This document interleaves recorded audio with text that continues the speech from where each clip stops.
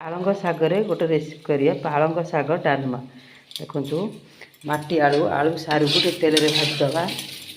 भाजी काढ़ी रखा तो हड़र जाई टे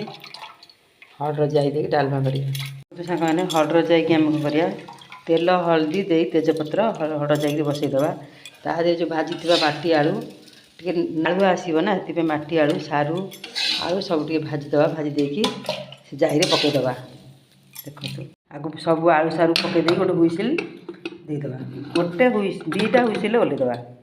अदा रसुण अल्प किसी देखते 4-5 पाउटा रसुण अदा पियाज अल्प किसी आपको कुटिदेबा शुखला लंका दुटा पकईदेबा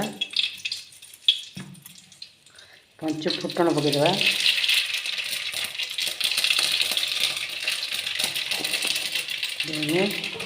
जो अदा रस पेस्ट करता चाकू पकईदेबा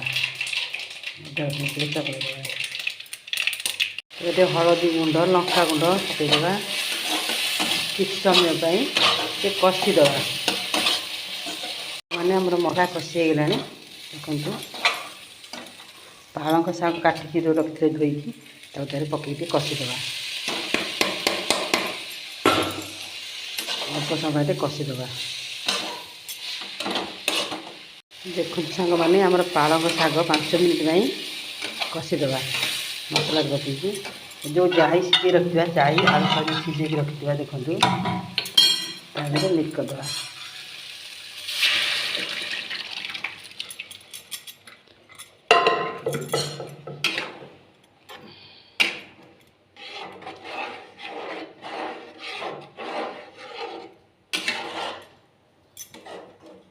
माने कितने सुंदर दे कंचा लंका शुखला लंका सब पकड़े देखो कितने सुंदर देखा तरकारीटा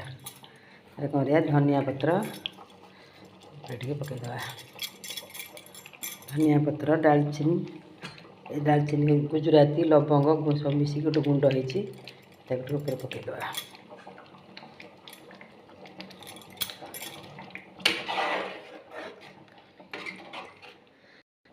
आपको सांग मैंने रुटी भात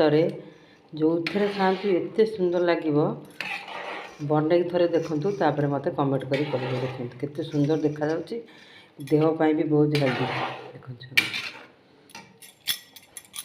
केमती लगुच मत कमेंट करें